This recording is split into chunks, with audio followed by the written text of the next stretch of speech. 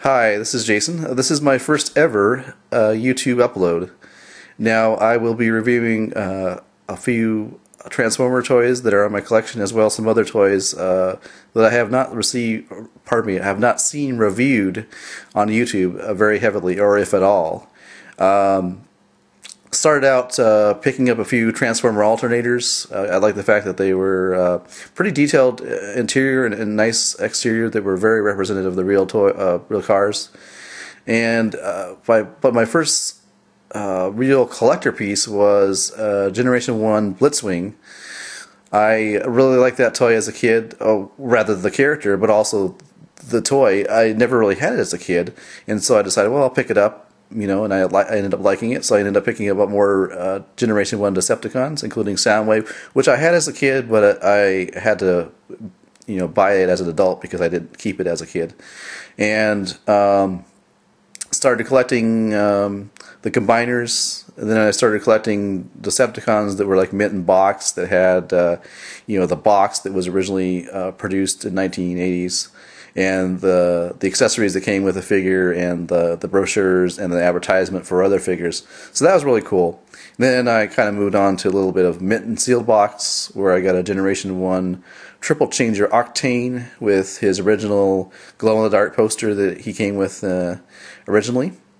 So that was really cool. And then I started moving on to the Generation 1 Autobots. Now those initially didn't appeal to me because they were so small in scale compared to the Transformers Alternators line, but I ended up liking them. So I started picking up Sideswipe and Jazz and Prowl, basically the ones that were the sports cars.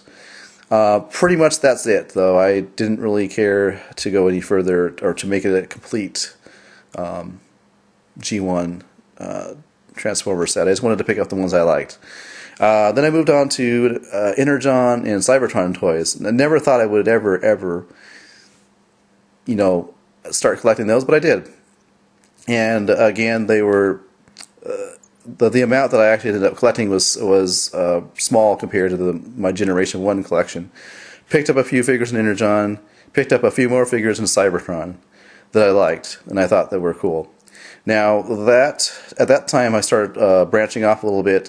My interests were towards vintage Star Wars toys, the 3 3/4 vintage figures. The ones I never had as a kid, I was able to pick up off of eBay, and that was pretty cool. Picked up a few Star Wars vehicles. Boba Fett Slave 1, the original Millennium Falcon, and the Imperial Shuttle, which ended up being complete mitten box. Very nice. And about that same time, I started collecting a m.a.s.k. That's M.A.S.K. Now, you all who are my age should know that what m.a.s.k. is. I don't really want to sing it because I'm a really bad singer, but just type it in YouTube and you'll know right away. I bet you'll remember what that cartoon was all about. So I collected some of the vehicles from the m.a.s.k. line, and of course the vehicles came with really small, well, smaller than 3 3/4 size figures, but it really was all about the vehicle in the m.a.s.k. line for me, and I guess that's pretty much for everybody else. But those were kind of side interests. They certainly weren't as large as my Transformers collection. Fast forward a little bit, a few months, started collecting 2007 movie line figures. Most notably I can think of were the Leader Class Megatron and the Leader Premium Class Optimus Prime, as well as Voyager Ironhide. And there were a couple other deluxes there that were really kind of crap, to be honest. But for some odd reason at the time I picked them up. Like movie RC comes to mind, that kind of thing. Anyhow, that kind of led into Revenge of the Fallen toy line, which I have to date picked up Sideways and Sideswipe. Obviously, because I'm really into sports cars, they were must-haves, and I really grown to love also the transformation process and the robot modes themselves as well.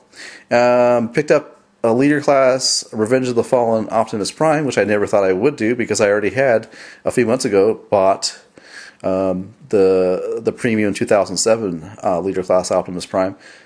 Even though I saw that they did indeed combine with Jetfire, I still was reserved about, well, should I get that? But I ended up, he was different enough that I decided to get him. I mean, for one thing, as you all know probably by seeing the reviews, Revenge of the Fallen leader class Optimus Prime is significantly taller than his 2007 leader class counterpart. So that's where I'm at now today. Oh, well, actually, there is a couple other things. Most notably, the 1/100 scale model kits from Gundam.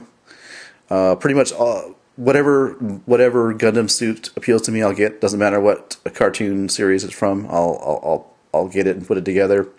And if you ever thought about doing those are really interesting. As a lot of Gundam model kit reviews will say, the instructions are very detailed. They are in Japanese, however, they have very detailed drawings of how, and diagrams that how to put things together. I really encourage you, if you're interested, to try one of those kits out, see how you like it.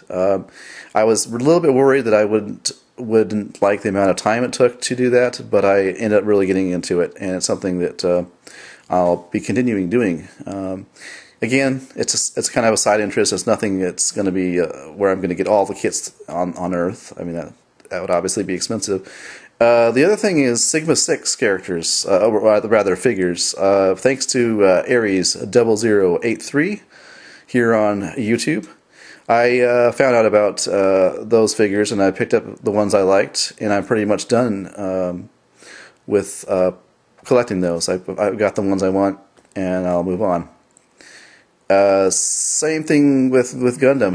Aries0083 here on YouTube introduced me to the Gundam model kits and just kind of the Gundam, I guess, genre, if you will, to get into that. So now my reviewing style is pretty much going to be I'll review what I want pretty much, and I won't review a figure that's been reviewed a lot on YouTube, which is a lot of the Transformers. But there are some reviews I have in mind that I would like to share with you.